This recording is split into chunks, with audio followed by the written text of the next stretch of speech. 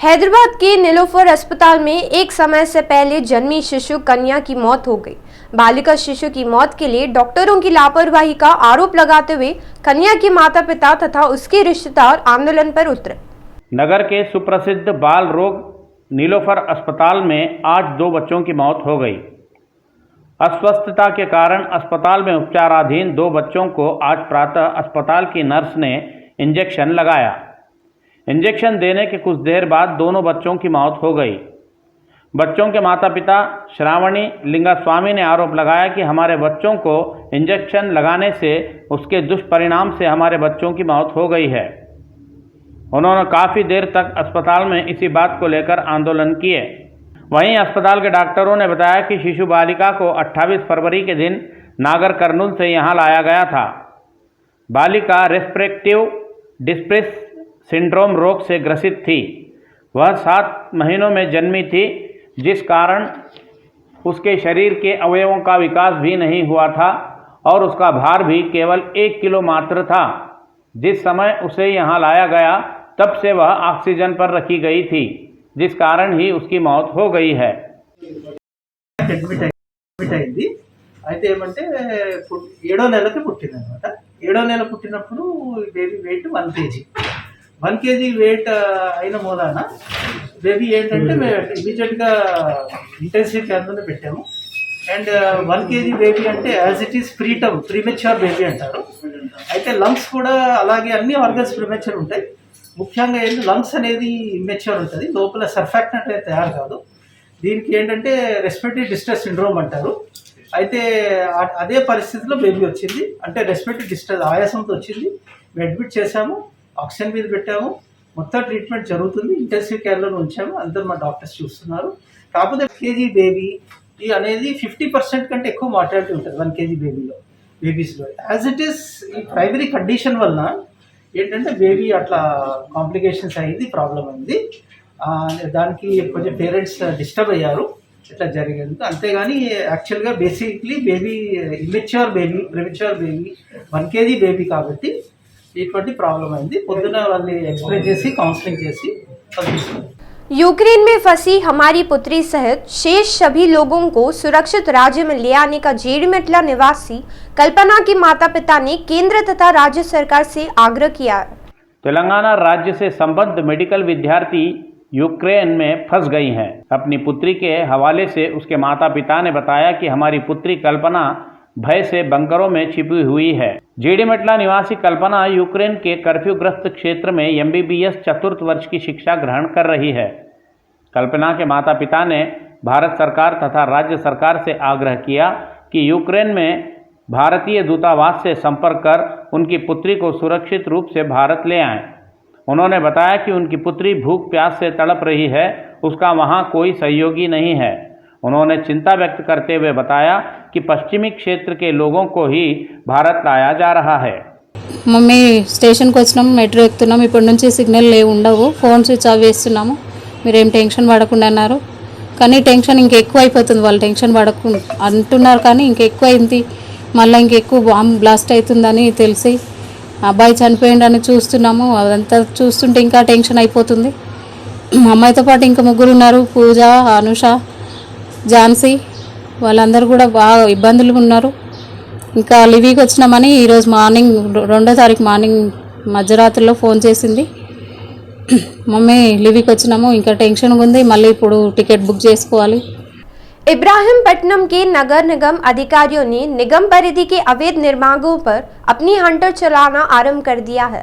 अधिकारी क्षेत्र में जांच कर अवैध विभागों को ढहा रहा है। इब्राहिमपट्टनम नगर निगम अधिकारियों ने अपने दल बल के साथ विनोबा नगर के सरस्वती फाउंडेशन के आवरण में स्थित भवनों को निर्माण को अवैध बताते हुए पुलिस बलों के साथ मिलकर उन निर्माणों को ढहा दिया। इस कार्रवाई के विरोध में संस्था के सदस्य आंदोलन पर उतरे।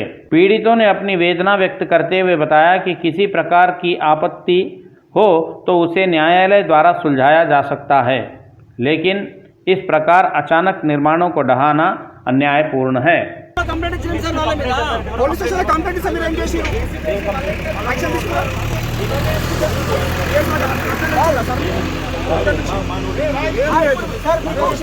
మున్సిపల్ కమిషనర్ నోటీస్ ఇచ్చిందా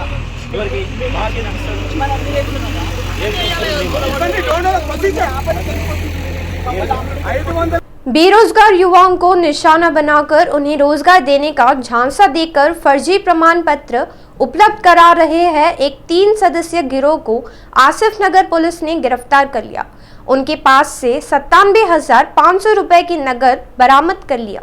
श्रीहर्ष नामक व्यक्ति ने आसिफ नगर पुलिस थाने में शिकायत दर्ज कराई कि 25 फरवरी को दिनेश कुमार नामक व्यक्ति मुझे नौकरी दिलाने का विश्वास दिलाकर 1,60,000 रुपये लेकर मुझे धोखा दिया है। श्रीहर्ष की शिकायत दर्ज करी पुलिस ने जांच कार्रवाई आरंभ कर आरोपियों को हिरासत में ले लिया। पुलिस ने आरोपियों के पास से एक लैपटॉप, 97,500 रुपये की नकदी तथा 4 फर्जी प्रमाण पत्र बरामद कर लिए हैं। पुलिस ने बताया कि मामले से संबद्ध एक आरोपी फरार है।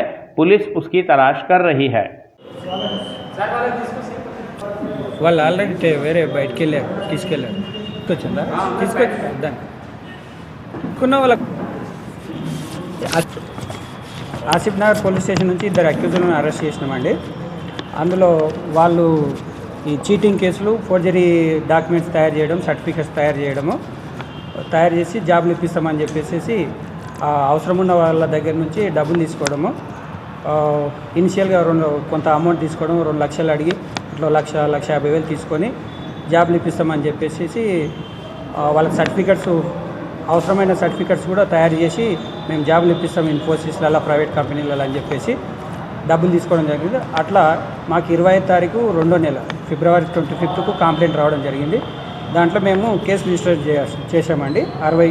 క్రైమ్ నెంబర్ 63/2022 అండర్ సెక్షన్ 406, 420లో కేసు రిజిస్టర్ చేసి తర్వాత ఇన్వెస్టిగేషన్ చేస్తే accused persons Jangirala Sriharsha and Gandhamalla Anil Kumar అని ఇద్దరిని పట్టుకోవడం జరిగింది.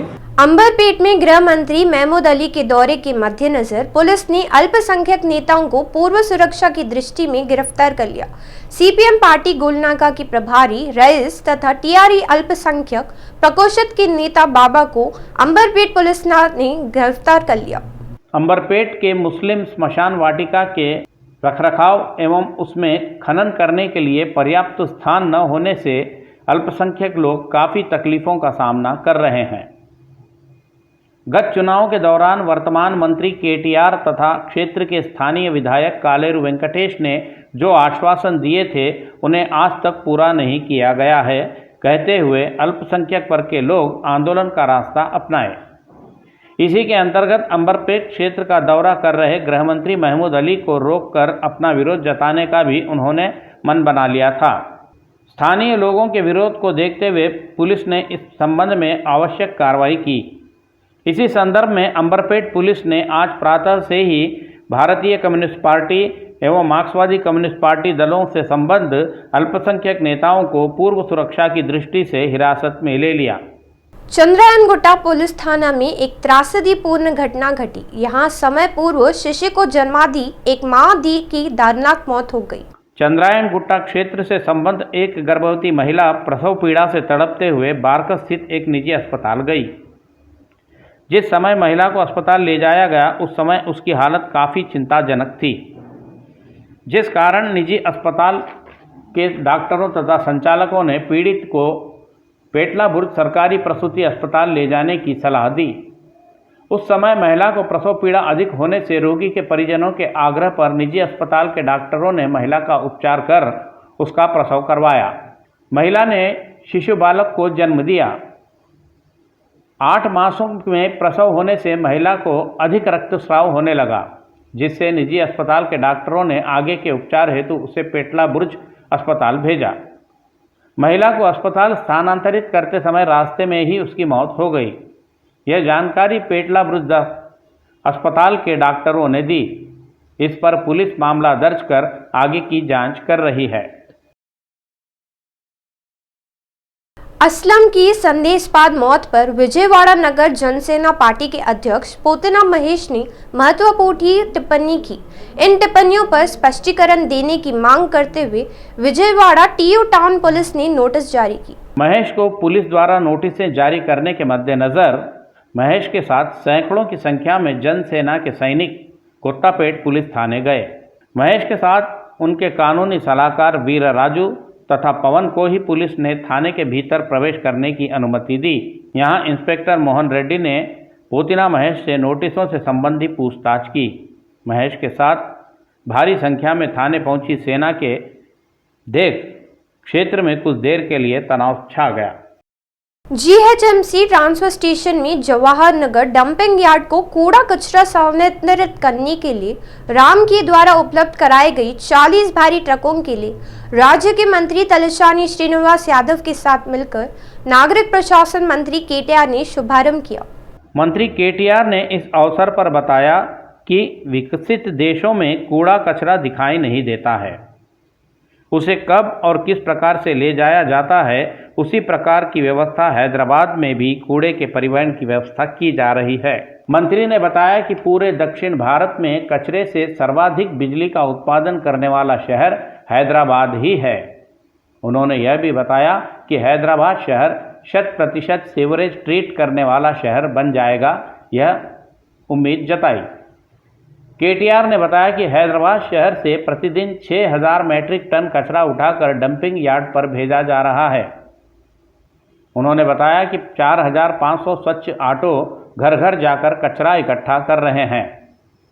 आगामी 1 महीने में और 400 स्वच्छ ऑटो जीएचएमसी को उपलब्ध कराए जाएंगे। సామర్థ్యంతో 485 కోట్ల రూపాయలు ఖర్చు పెట్టి జవహర్ నగర్లో 24 మెగావాట్ల విద్యుత్ ఉత్పత్తి కేంద్రాన్ని ఇప్పటికే ప్రారంభించుకున్నాం. మరొక 24 మెగావాట్ల విద్యుత్ కేంద్రం కూడా నిర్మాణంలో ఉంది. దానికి ఒక 550 కోట్ల రూపాయలు ఖర్చు అవుతుంది. దాన్ని కూడా వచ్చే సంవత్సరం ప్రారంభించేదానికి అన్ని ఏర్పాట్లు కూడా చేస్తూ ఉన్నాం. దీంతో పాటు జవహర్ నగర్ ఎక్కడైతే డంప్ యార్డ్ ఉందో అక్కడ ఒక లెగసీ వేస్ట్ అంటే ఆ పాత కాలంలో గతంలో ఎప్పటి నుంచో దశాబ్దాలుగా కుప్పలు కుప్పలుగా అక్కడ పేరుకుపోయిన చెత్తని దాని నుంచి రకరకాల వ్యాధులు కానీ ఇతరత్ర కానీ వ్యాపించనీయకుండా మొత్తంగా క్యాపింగ్ కూడా 140 కోట్ల రూపాయలతో క్యాపింగ్ కూడా చేశాం. దాంతోపాటు ఆ లీషెట్ ఏదైతే ఉంటుందో మురికి నీరు ఏదైతే వర్షం పడి ఆ చెత్త కుప్ప మీద దాని నుంచి కిందికి వచ్చి దాని నుంచి మళ్ళీ చెరువుల్లోకి పోయి కలుషితం చేస్తుందో ఆ లీషెట్ ట్రీట్మెంట్ కోసం 250 కోట్ల రూపాయలు ఖర్చు పెడుతూ లీషెట్ ట్రీట్మెంట్ కోసం కూడా ఆల్రెడీ ప్రక్రియ ప్రారంభమైంది. मेडारम जात्रा की हुंडियों को गिनती करने का ब्रेक लग गया है। गत दिनों से हनुमकोंडा स्थित तिरुमला तिरुपति देवस्थानम की कल्याण मंडपम में मेडारम जात्रा की हुंडियों की गिनती चल रही है। रेवंत रेड्डी ने बताया कि धरणी पोर्टल में सही जानकारियां दर्ज न होने से ही समस्याएं उठ खड़ी हुई है। रेवंत रेड्डी ने इसी संदर्भ में आरोप लगाते हुए बताया कि केसीआर की ओर से बिहार के एक मंत्री ने मुझसे सवाल किया है कि बिहार के मंत्री संजय कुमार मुझ पर हमला कर रहे हैं। उन्होंने कहा कि यह बात पूरी तरह निराधार है। मेडारम जात्रा के हुंडियों की गिनती का कार्य शिवरात्रि त्यौहार के कारण 2 दिनों तक रोक दिया गया। कल गुरुवार से हुंडियों की गिनती का कार्य पुनः आरंभ हो जाएगा। कुल 497 हुंडियों में से अब तक 450 हुंडियों की गिनती का कार्य पूर्ण हो गया है। 6 दिनों तक की गई गिनती में नगदी करेंसी के रूप में 10,63,980 की आय हुई है। अब और शेष बचे 47 हुंडियों तथा सोने चांदी के आभूषणों के अलावा विदेशी करेंसी एवं सिक्कों की गिनती करना बाकी है। गणना की पूर्ति होने के बाद सभी जानकारियों की घोषणा धर्मस्व विभाग के अधिकारी करेंगे। चुनावों के रणनीतिकार प्रशांत किशोर से तेलंगाना की राजनीति में और भी दिलचस्प मोड़ आ गया है।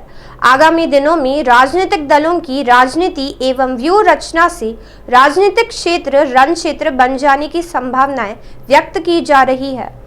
ग्रीष्मकाल आने के पूर्व ही तेलंगाना की राजनीति में एकदम तापमान बढ़ गया है। यहाँ टीआरएस, कांग्रेस तथा भारतीय जनता पार्टियों ने चुनावों की तैयारियां आरंभ कर दी है। सत्तासीन होने के लक्ष्य को लेकर आगे बढ़ रही भारतीय जनता पार्टी अपनी ताकत बढ़ाने के प्रयास कर रही है, तो वहीं दूसरी ओर कांग्रेस पार्टी अपने विस्तृत स्तरीय बैठकें आयोजित कर पार्टी को सशक्त करने के प्रयासों में जुट गई है।